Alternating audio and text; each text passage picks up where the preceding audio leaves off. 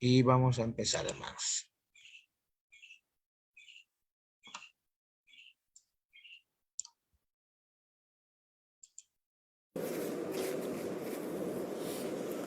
Primera de Juan, una de las epístolas del apóstol Juan, en su primera epístola, capítulo 5, versículos 4 al 5. ¿Qué enseña la palabra del Señor? ¿Qué dice? Dice así, hermanos. Porque todo lo que es nacido de Dios vence al mundo. Y esta es la victoria que ha vencido al mundo, nuestra fe. Y luego dice el versículo 5: ¿quién es el que vence al mundo sino el que cree que Jesús es el Hijo de Dios? Una oración, hermanos, breve, así como estamos. Bendito Padre, en este momento llegamos a usted, en un momento especial, Padre, porque su palabra va a ser expuesta, por lo cual, desde lo más profundo de nuestros corazones, llegamos a usted en esta oración, pidiendo la dirección de su Santo Espíritu, que su santa palabra y su Santo Espíritu sea quien hable mediante su palabra escrita, y que sea ella la que nos dé la fuerza, la fe, la fortaleza para enfrentar y analizar este estudio que usted nos ha dejado escrito en su santa palabra, para que cada uno de nosotros, abriendo nuestros corazones y nuestro entendimiento, podamos comprender la profundidad y la sencillez de su palabra. Quédese en este momento con nosotros y ayude para que cada uno pueda ser alimentado mediante su santa palabra. En Cristo oramos. Amén. Bien, hermanos.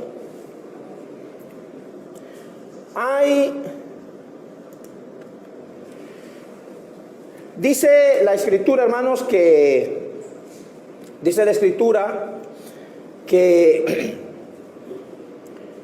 la victoria que vence al mundo, ¿qué es, hermanos? Según ahí leímos en Primera de Juan, capítulo 5, versículo 4.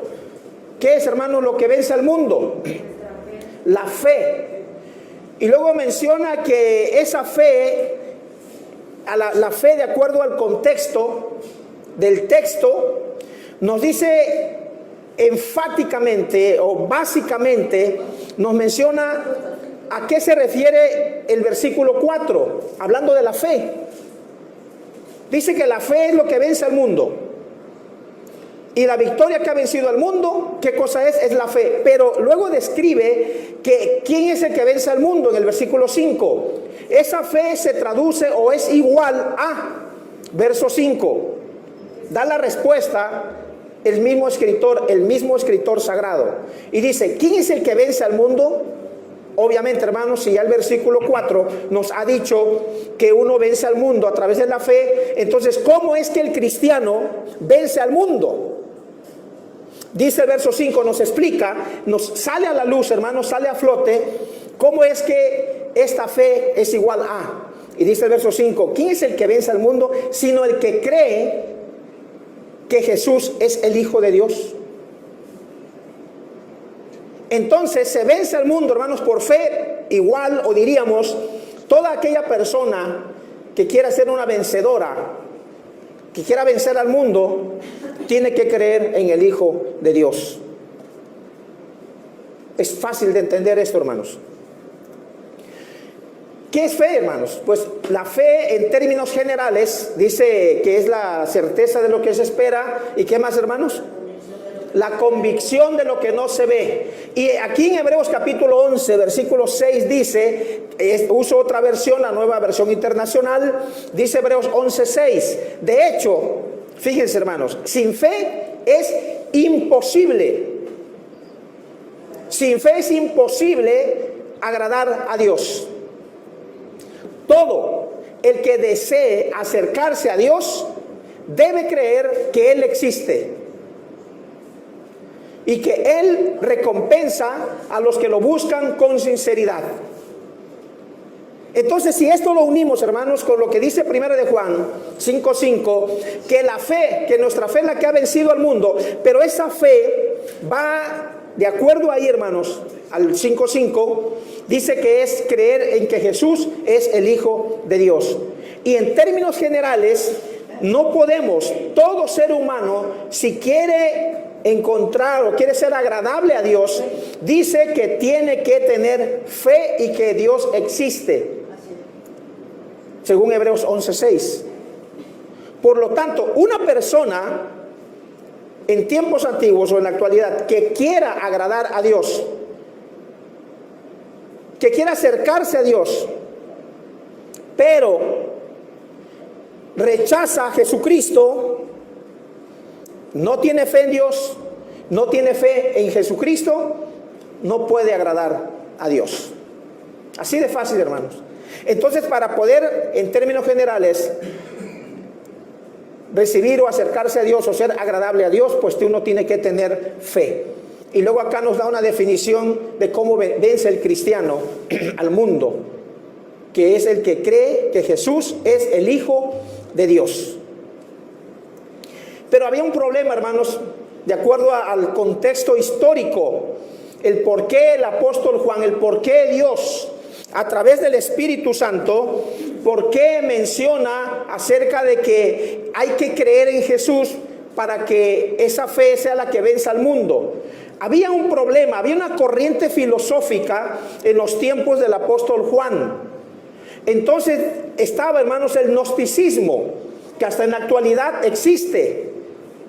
Dice, hermanos, que gnosticismo es ideología que supone la salvación solo espiritual, donde el cuerpo y por ende la moral no tienen valor, por medio de un conocimiento que solo lo saben algunos, sin importar la fe ni obras.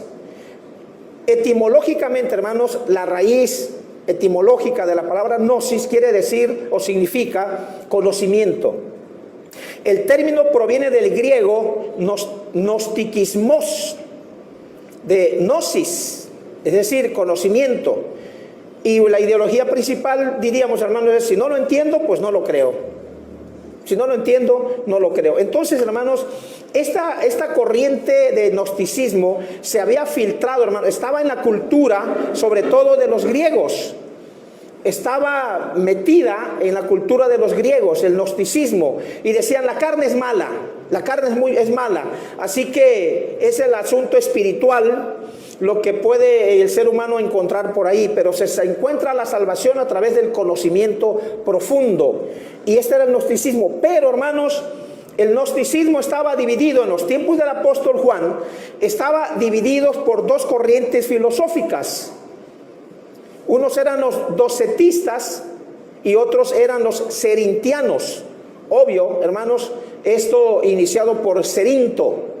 Entonces, había división en el gnosticismo, docetismo y los cerintianos. A estos estaban metiendo la idea, la filosofía, atacando a la iglesia de Cristo en el primer siglo, hermanos. Por eso Dios usa al apóstol Juan y por medio del Espíritu Santo inspira a este apóstol para que ataque esa corriente filosófica, porque no creían en Jesús. Miren, ¿quiénes eran los docetistas? ¿Quiénes eran los docetistas? Del griego dokein. Fíjense, hermanos, los docetistas del griego dokein, que significa parecer o aparentar. Era una herejía cristiana con orígenes helenísticos y orientales. El docetismo sostiene que Jesús no era real como ser humano, sino que parecía serlo. Según algunos historiadores, esta herejía puede proceder de Alejandría, pero hay evidencias de que ya había partidarios de esa teoría en el primer siglo y puede encontrarse en grupos gnósticos y pre-gnósticos. Los docetas, siendo influenciados por la filosofía gnóstica, negaron que Cristo tuviese un cuerpo literal. Partían de la premisa de que todo lo corporal es necesariamente malo. Por lo tanto, Cristo no pudo haber asumido un cuerpo humano común y corriente. En este sentido, Cristo solamente parecía ser humano. No obstante, si Cristo no asumió una verdadera naturaleza humana, no podría ser nuestro sustituto. Esto era lo que creían el docetismo, pero también los cerintianos tenían su creencia, su filosofía. Cerinto fue un líder de una secta de finales del siglo I. Usted recuerda que esta epístola más o menos fue escrita en el año 80, antes del año 100, la primera carta de Juan, la primera epístola de Juan. Entonces esta corriente estaba imperando, hermanos, en la cultura de los cristianos, diríamos, hermanos. Se estaba colando y algunos estaban siendo confundidos en el cristianismo. Por eso Juan tiene que escribir, atacar, refutar acerca de esto, porque no creían en Jesús. Los docetistas decían, es que Jesús no pudo ser humano, fue una aparición, algo aparente nada más, pero no fue humano. ¿Cómo es posible que un Dios todopoderoso, creador del cielo y de la tierra, pueda ser humano, pueda llorar, le pueda dar hambre, etcétera, etcétera, puede morir en la cruz? No es posible. Entonces Cerinto, hermanos, es recordado en la historia primitiva de la iglesia cristiana por haber sido un heresiarca o ser un líder de secta herética. Se cree que él era un contemporáneo de Juan, quien escribió el cuarto evangelio en contra de él. Cerinto escribió un evangelio en contra de él. Y de sus enseñanzas, Cerinto distingue entre el hombre Jesús y el Cristo. Fíjense, hermanos, esto es lo que creía Cerinto, y era la corriente filosófica. Él negó el nacimiento sobrenatural de Jesús, haciendo de él un hijo de José y de María, y que la distingue de Cristo, que descendió sobre él en el bautismo y lo dejó de nuevo en su crucifixión. Entonces decían, no puede ser. Nosotros tomamos, y aquí, hermanos, quiero mencionar algo importante, hermanos. Esto es una corriente del gnosticismo, y estaban divididos los dos en docetas y cerintianos. Decían, hermanos, Jesús solo fue una aparición, decían los docetistas, fue como un fantasma. Y Cerinto, hermanos, hablaba algo acerca del Jesús humano, pero que en lo divino Jesús no pudo haber muerto en la cruz, sino que cuando es bautizado, entonces recibe lo divino y en su ministerio, y cuando llega a la cruz, le quita a Dios otra vez lo divino y queda lo puramente humano nada más. Y así, hermanos, habían ciertas controversias en el gnosticismo con los docetas y los cerintianos. No creían en Jesús como Dios. No creían en Jesús como Dios. Por lo tanto, hermanos, en la actualidad, no lo diga, hermanos, solamente piense, ¿habrá algún grupo en la actualidad que niegue que Jesús es Dios? Que diga que fue un ser creado. ¿Lo hay en la actualidad? Sí lo hay, hermanos, sí lo hay. Y a veces hay gente que cree y enseña esta enseñanza, esta doctrina, y hasta una versión de la Biblia se han editado para sí misma, para apoyar esta enseñanza herética. Pero quizás las personas, no juzgo, en algunos casos habrá personas que no sepan el origen de esta enseñanza. Y es una corriente filosófica de los gnósticos. Y hasta le han quitado algunos textos, como primero de Juan, el Evangelio de Juan 1:1. Lo han eliminado de esa versión, de esa traducción que han hecho a su favor. Y han quitado muchos textos más. Entonces, hermanos, hay gente que cree en esto, que Jesús es un Dios pequeño o es puramente humano, pero no puede ser Dios. No puede ser Dios. Entonces, ese problema había allá en los tiempos de el apóstol Juan en la iglesia, y, hermanos, en la actualidad, pues eso no ha pasado, sino que hay gente que todavía sigue creyendo que Jesús no es Dios. Bien, 1 Corintios 1, 22 al 23, hermanos. Esa corriente había invadido gran parte de Asia Menor. Y esa filosofía se había metido, hermanos, en la iglesia de Cristo en el primer siglo. Por eso, note usted la enseñanza que Dios nos da cuando el apóstol escribe a los hermanos de Corinto. Y ahí en el capítulo 1, versos 23 al 24 dice: pero nosotros predicamos a Cristo crucificado, también atacando esa filosofía que estaba totalmente equivocada, errática.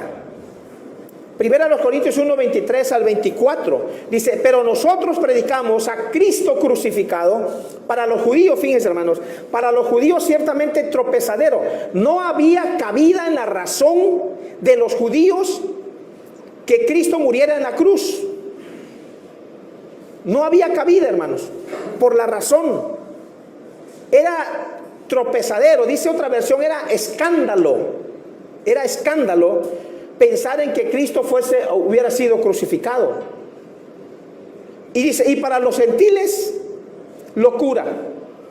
Eso es ¿cómo no puede ser? ¿Habrá, hermanos, algún cambio en la actualidad? Pues para las personas que no creen que Jesús es Dios, sí lo es, hermanos. Es escándalo, es tropezadero, es tropiezo, y para algunos también es locura. No es posible, dice. Y dice el verso 24: más para los llamados, así judíos como griegos, Cristo, poder de Dios y sabiduría de Dios. ¿Cuánta gente, hermanos, revisando en internet, viendo estudios de internet, no tienen la capacidad de poder entender algo tan profundo, tan infinito, pero a la misma vez tan sencillo, que a una persona menos intelectual que haya en el mundo le pueda entender acerca del plan de salvación, acerca de Dios en Jesucristo, y que muere en la cruz para redimirnos de nuestros pecados? Pues a eso, hermanos, es lo que Juan hace alusión. Porque todo lo que es nacido de Dios, dice, ¿qué pasa, hermanos? Vence al mundo. ¿Y cuál es la victoria que ha vencido al mundo? Nuestra fe. Hermanos, bendito sea Dios, hermanos, que Dios nos ha dado un corazón para creer en Jesús y obedecerle. ¿Cuánta gente hay en el mundo? Y no me refiero solo a nuestro país, me refiero a todo el mundo, que no cree en Jesús. ¿Cuánta gente adora cosas o le da reverencia o reconocimiento espiritual y no se está adorando o sirviendo al Dios verdadero? ¿Cómo es posible, hermanos, que en países tan desarrollados aún se siga creyendo o adorando cosas que no es el Dios verdadero? Esto es lo que causó asombro, pero positivo, en el corazón del apóstol Pablo cuando llega a Atenas. ¿Lo recuerdan?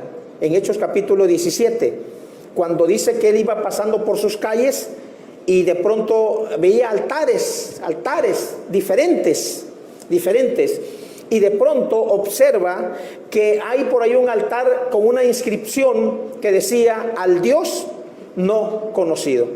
Y dice el apóstol: a ese Dios al que ustedes no conocen, es el que yo os anuncio. Entonces, hermanos, creer en Dios, creer en Jesús como Hijo de Dios, es una bendición, hermanos. Porque ¿dónde estaría usted si no tuviéramos fe en que Jesús es el Hijo de Dios? Si no creyéramos en Jesús. ¿Por qué razón creer, hermanos, en Jesús como Hijo de Dios? Porque esta es la fe, dice, que ha vencido al mundo. Razones, hermanos, para ver las características de esta fe. Miren, por eso es que el apóstol menciona eso, hermanos.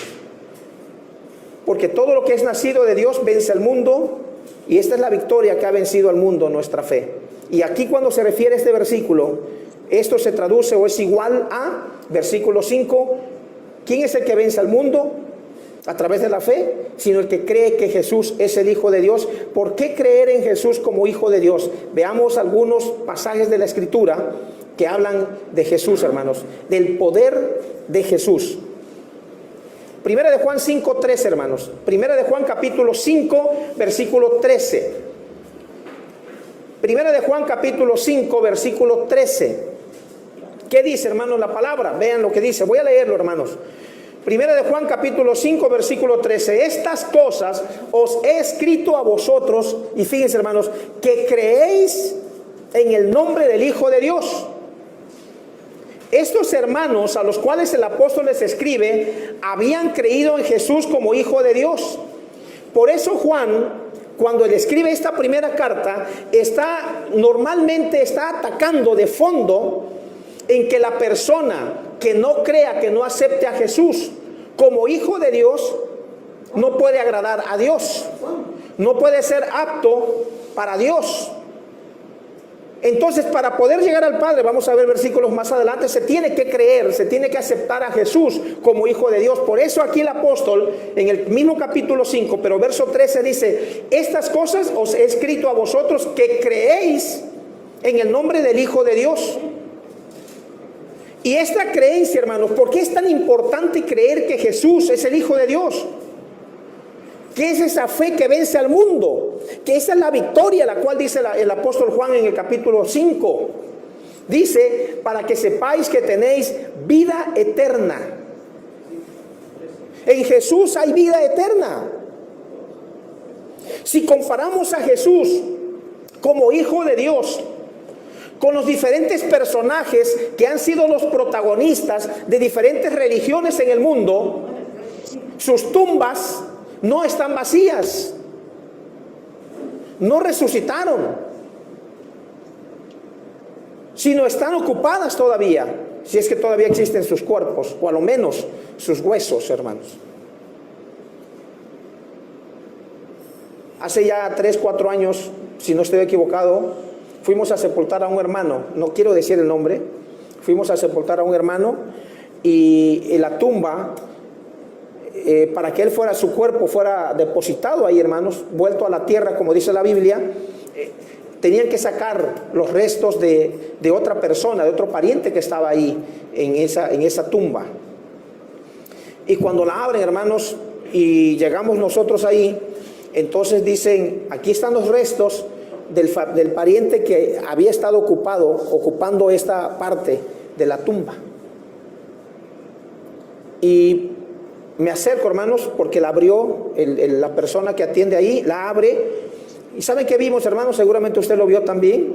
Habían puros huesos. Habían puros huesos. Tuvieron que hacer el espacio para poder poner el otro cuerpo de nuestro hermano que ya había dejado de existir. Los hombres que han iniciado diferentes religiones, hermanos, y que han prometido muchas cosas a sus seguidores, han fracasado. Han muerto y sus tumbas están ocupadas, a lo menos con sus huesos. Pero la tumba de Jesús, hermanos, por el poder de Dios, resucitó, está vacía. Y esta es la victoria, hermanos, que nos habla el apóstol Juan. Nuestra fe, porque en Jesús, nosotros creemos en Jesús. Y bendito sea Dios, hermanos, que Dios nos ha dado un corazón de esa naturaleza, porque mucha gente está creyendo en otras cosas, o está creyendo en líderes, está creyendo en asuntos materiales que no le van a conducir a nada bueno. No le están prometiendo vida eterna, no le van a dar vida eterna. Y por eso aquí el apóstol dice: estas cosas os he escrito a vosotros que creéis en el nombre del Hijo de Dios, para que sepan, para que recuerden, dice, que tienen vida eterna en Jesucristo, y para que creáis en el nombre del Hijo de Dios. Es decir, nuestra fe, nuestra esperanza en Jesús no es en vano, hermanos. Y también lo que el apóstol escribe allá en 1 Corintios 15, cuando dice: si Jesús no ha resucitado, entonces vana es nuestra fe. Aún estamos en nuestros antiguos pecados, porque el bautismo es una semejanza de la muerte, sepultura y resurrección de Jesucristo. Si Jesús no murió y no resucitó, entonces nosotros seguimos todavía muertos en nuestros pecados.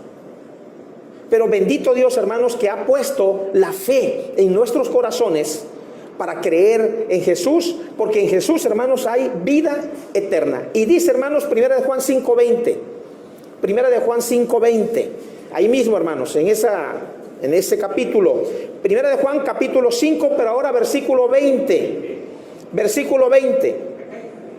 pero sabemos que el Hijo de Dios ha venido y nos ha dado entendimiento para conocer al que es verdadero. Nos ha dado entendimiento para conocer al que es verdadero. Y fíjense, hermanos, y estamos en el verdadero. ¿Quién es el verdadero? En su Hijo Jesucristo. Pero ¿quién es su Hijo Jesucristo? Este es el verdadero Dios. Jesucristo es el verdadero Dios, y aparte de que es el verdadero Dios, hermanos, es la vida eterna. ¿Cómo puede haber entonces personas, hermanos, que crean que Jesús es un Dios pequeñito o que es un hombre común y corriente? Ha habido hombres, no recuerdo quién es el autor, pero ha habido libros, hermanos, de hombres que han escrito atacando la divinidad de Jesucristo, y algunos han atrevido a decir, hermanos, han osado escribir diciendo que Jesús lo que tuvo en la cruz, lo que sufrió fue un desmayo, que solo fue un desmayo, y que en realidad no resucitó, que Jesús se levanta porque fue un desmayo y que se fue a vivir a un lugar llamado Cachemira, allá en la India. ¿Se imaginan ustedes semejante blasfemia, hermanos? Y es un libro que circula en el mundo. Y lo peor, hermanos, lo más terrible es que haya personas que crean más a los escritos de un humano que a la palabra de Dios. Pero es que yo tengo un libro, pero es que yo recuerdo al escritor y a Federico Nietzsche, no sé si usted ha sabido de este escritor, de este filósofo también, y ha escrito y ha dicho, y le ponen más énfasis a las cosas que el hombre escribe que a lo que Dios dice en su palabra, para su propia perdición. Entonces aquí, hermanos, aquí es interesante este versículo, porque si usted lo analiza conmigo y comparte el mismo pensamiento, mire lo que yo veo, hermanos, en este versículo. Pero sabemos que el Hijo de Dios ha venido, y esto es lo que yo quiero que empatemos usted y yo, cuando dice, y nos ha dado entendimiento. Nos ha dado entendimiento. Es decir, el entendimiento, aunque Dios ama a todos y quieren que todos se salven, pero el entendimiento, hermanos, me voy a ver mal quizás, no me malentiendan, pero el entendimiento no es de todos. Porque como hay personas que pueden creer en asuntos materiales y no pueden tener el entendimiento para aceptar por fe que Jesús es Dios y que Jesús es el Hijo de Dios y que es el verdadero Dios, dice 1 de Juan 5:20, y es la vida eterna. Y miren lo que dice Juan 1:1, hermanos. Es un texto muy conocido, Juan 1:1. Ya no es 1 de Juan, ahora es el Evangelio. Ahora es el Evangelio de Juan. Ya no es 1 de Juan. Juan 1:1, el Evangelio dice, en el principio ya existía el Verbo, y el Verbo estaba con Dios. Y luego menciona, hermanos, enfatiza, y el Verbo era Dios. Entonces, hermanos, ya Jesús, siendo el mismo Dios, ya existía desde la eternidad. Por eso allá cuando dice, allá en 1:26 dice, entonces dijo Dios, hagamos al hombre a nuestra imagen. Dice hagamos, habla en plural. Hermanos, entonces gracias a Dios, hermanos, que Él nos ha dado entendimiento para creer en Jesús, para tener fe en Jesús. Y esta fe es la que habla 1 de Juan 5:4 al 5, hermanos. Si aquellos gnósticos, aquellos docetas o aquellos arintianos no creían en Jesús como Dios. Había confusión en sus corazones. Por eso Juan les escribe y le dice, esta es la victoria que ha vencido al mundo. En otras palabras, cristianos de todo el mundo, yo les digo hoy, bendito sea Dios que nos ha dado entendimiento en nuestros corazones para aceptar por fe que Jesús es el Hijo de Dios. Porque Jesús, el Hijo de Dios, da vida eterna. Él es la vida eterna. Es el verdadero Dios. Y aquí en Juan 1:1 dice que el Verbo era Dios. Y es un texto por todos, hermanos, diríamos. Son los primeros pasos, los primeros textos que nosotros aprendemos cuando empezamos a acercarnos a Dios. Dice Juan 14:6. ¿Quién no sabe este texto, hermanos? Juan 14:6. Jesús le dijo, yo soy el camino, la verdad y la vida. Es imposible, hermanos, es imposible querer quitar o minimizar el poder del Hijo de Dios y hacerlo un hombre común y corriente. Creer como el gnosticismo en los tiempos del apóstol, que Jesús recibe lo divino en su bautismo y cuando está en la cruz quita a Dios lo divino. No entra en la razón de estos gnósticos, no entra en la razón en los griegos de aquel entonces, hermanos. Pero Jesús afirma, dice, yo soy el camino, yo soy la verdad y soy la vida. Y pone algo que, hermanos, es imposible querer llegar a Dios, porque nadie viene al Padre si no es por mí. Juan 14, versículo 6. Nadie puede llegar al Padre si no es por medio de Jesucristo. Así de fácil, hermanos. Y esta es la victoria que ha vencido al mundo. Dice 5:4 de 1 de Juan. Ya lo leímos. Nuestra fe. Nuestra fe. Terminamos, hermanos, mencionando Juan 16:33.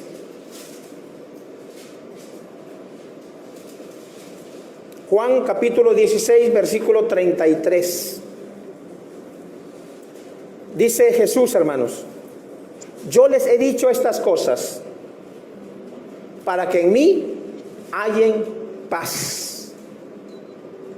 En este mundo afrontarán aflicciones, pero anímense, dice esta versión, pero anímense, yo he vencido al mundo. ¿Qué te está diciendo Dios en esta mañana, hermano, hermana? ¿Qué nos está enseñando Dios en este texto de la palabra de Él? Yo les he dicho estas cosas, es decir, ¿a qué paz se refiere Jesús cuando habla de este capítulo 16, verso 33? ¿A qué paz se refiere, hermanos? ¿A que no va a haber nada alrededor de problemas? ¿Que todo va a ser tranquilidad, armonía en nuestra vida? No es así, hermanos. ¿Cuántas personas, hermanos, ha sabido usted o ha visto videos o ha leído que lo tienen todo, pero no tienen paz? De pronto sale en las noticias, sale en las redes sociales que tal cantante, ¿está usted de acuerdo conmigo en esto? Que hay cantantes que lo tienen todo, hermanos, que han ganado todo el dinero que ellos han querido y que con 2 o 3 vidas que se les diera, no se podrían gastar todo el dinero que han acumulado, pero caen en las drogas, caen en el alcoholismo, caen en asuntos deshonestos, y entre más tienen, más quieren tener y no encuentran la paz, no encuentran la tranquilidad. Pues Jesús, hermanos, cuando dice, yo les digo estas cosas a ustedes para que en mí hayan paz. Una persona, hermanos, que cree en Jesús como Hijo de Dios y en las cosas que hemos leído en su palabra, va a encontrar paz, porque vamos a luchar para que nuestro escudo ante las adversidades sea Jesús, el Hijo de Dios. Dice, en este mundo van a afrontar aflicciones. ¿Cómo está el mundo hoy día, hermanos? Las necesidades, las enfermedades, el encierro, producen mucha ansiedad en los corazones, en las emociones de las personas. Y más si ha sido un hombre, ha sido una mujer que es muy activo, muy activa. Es un hombre, una mujer que no puede estar en casa encerrado porque toda su vida ha sido de actividad. Ha sido de hacer esto y aquello, está acostumbrado, así está acostumbrada ya la persona. Y de pronto que te digan, no puedes salir, quédate en casa. No hay trabajo, no hay dinero, no hay lo suficiente de alimento en casa. Esto acarrea ansiedad. Y la ansiedad consigo, hermanos, trae desesperación. La persona se molesta y empieza una autodestrucción con sus propios seres queridos. Entonces, a esto es lo que dice Jesús, para que en mí haya en paz. Es decir, una persona, hermanos, que ha vencido al mundo a través de la fe, entonces, ¿no será mejor para los cristianos? Y en esto es que nosotros nos agarramos, de ahí nos cobijamos, de la fe en Jesús, en que Él puede darnos la paz, darnos la tranquilidad a nuestra ansiedad, a nuestra desesperación. ¿Cómo, hermanos, podemos ver a una persona cuando se aflige por los asuntos materiales? Se desespera. La razón no alcanza, hermanos, ¿y qué va a pasar? ¿Y ahora qué? Pero Jesús por eso nos advierte, nos dice, en el mundo van a afrontar aflicciones. No nos prometió Jesús otras cosas, hermanos, pero sí nos promete, hermanos, que Él va a estar con nosotros y que toda esa valija, todo ese equipaje emocional, todo aquello que a veces embarga nuestros corazones, que causa aflicción, que causa tristeza, el que, bueno, ¿y ahora qué va a pasar? Todo eso incierto, hermanos, es lo que Jesús dice, tráiganmelo a mí, porque ligera es mi carga. Entonces, encontrar en Jesús la confianza, la seguridad, el dejarle todo en sus manos, porque Él tiene el poder suficiente, hermanos. Usted recuerda a una persona que había fallecido y que ya tenía 4 días. Y él, con toda la confianza y la seguridad, cuando le avisan que fuera porque esta persona se encontraba mal, él no fue. No acudió inmediatamente al llamado de estas mujeres, sino que dejó pasar el tiempo, las horas, porque tenía la seguridad de lo que él iba a hacer por el poder que tenía. Y las mujeres querían que rápidamente atendieran su petición, pero Jesús conocía el tiempo y los tiempos. Entonces deja pasar las horas, el día, y luego acude, y luego esta mujer le reclama: si tú hubieras estado aquí, Señor, mi hermano no hubiera muerto. Pero Jesús, hermanos, tenía la convicción, tenía la seguridad, tenía el poder. Yo soy la vida, dice Jesús, yo doy vida eterna. Entonces, con toda confianza digo, ¿dónde le pusieron? Y usted conoce la historia, hermanos. Ya después de 4 días de estar en el sepulcro, solamente con pronunciar, ni siquiera meter las manos, hermanos, ir a quitar la piedra, ni siquiera eso, hermano. No dice la Biblia que fueron ángeles que descendieron y quitaron la piedra, ni siquiera metieron las manos. Solamente con el poder de sus palabras dijo: levántate, Lázaro, ven fuera. Y todo el mundo se asombró, hermanos, porque sale Lázaro envuelto, caminando. 4 días. Entonces, ¿serán más grandes tus aflicciones? ¿Serán más grandes tus necesidades? ¿Serán más grandes tus enfermedades, tus preocupaciones que el poder de Jesús? No lo creo, hermano. Entonces creo yo que lo que tenemos que hacer es poner todo en las manos de Él, porque Él tiene cuidado de nosotros. Por eso Él dice, anímense, dice esta versión, anímense, cobren ánimo, no estén tristes. ¿Por qué buscáis entre los muertos al que vive? Le dijeron estos ángeles, ¿se acuerdan? Pues ya no está aquí, ha resucitado. Entonces, anímense. Dice, yo he vencido al mundo. Él nos dejó el ejemplo. Y es cierto, hermanos, habrá momentos en que la desesperación, las cosas que pasamos, causen cosas, estragos en nuestras emociones. Es normal. Pero, ¿por qué no poner todo en las manos de Dios? Porque nuestra victoria, que es nuestra fe, nos ha llevado, hermanos, a creer en Jesús como Hijo de Dios. Y estas son algunas características que Jesús tiene, tuvo y tiene y tendrá, que es el Hijo de Dios. Y Él nos ha dado entendimiento, bendito sea Dios, hermanos, que nos ha dado entendimiento para poder discernir y creer en Jesús como Hijo de Dios. Y esa fe es la que te ha movido a ti para venir a este lugar. Así que gloria sea a Dios, hermanos, bendito sea Dios, que nos ha dado esta oportunidad, un corazón para poder ponerlo a la... Nuestro buen Padre Celestial, en este momento oramos dando gracias por todas las bendiciones que hemos recibido a través de su santa palabra. Nuestra fe ha vencido al mundo porque creemos que Jesús es el Hijo de Dios. Y esa fe en su Hijo amado Jesús, a través de las cosas que Él hizo durante su ministerio, nos animan para continuar en la carrera cristiana. Por ello, toda ansiedad, toda necesidad, enfermedad, aflicciones que enfrente o estemos enfrentando nuestra alma en este momento, se las ponemos en sus manos. Que sea usted, Padre, quien haga bonanza en nuestra alma, en nuestros corazones, que conceda la paz, que conceda la tranquilidad y sobre todo que aprendamos, Padre, cada día a depender y a poner todas las cosas en sus preciosas manos. Es cierto, Padre, que la carne es débil, usted lo dijo en su santa palabra.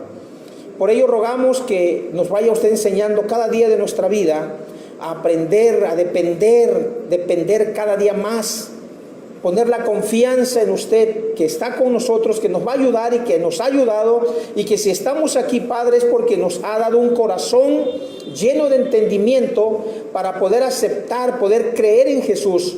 Si nos hace falta más, Padre, creer en el poder suyo a través de su Hijo Jesús, ayúdenos para poder confiar. Los apóstoles le dijeron una ocasión al Maestro: aumenta nuestra fe, enséñanos a orar.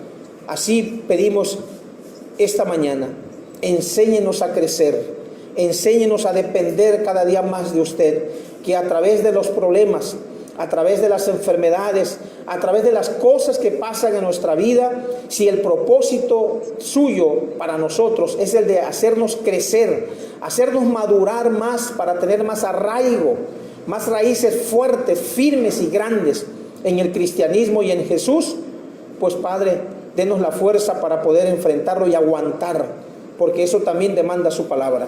No nos va a dar pruebas más allá de lo que nosotros podamos aguantar. Con esa fe y esa confianza ponemos todo en sus manos y lo rogamos, lo imploramos a través de su Hijo amado, nuestro Señor Jesucristo. Amén. Amén. Hermanos, Dios les bendiga. Gracias, pueden tomar asiento.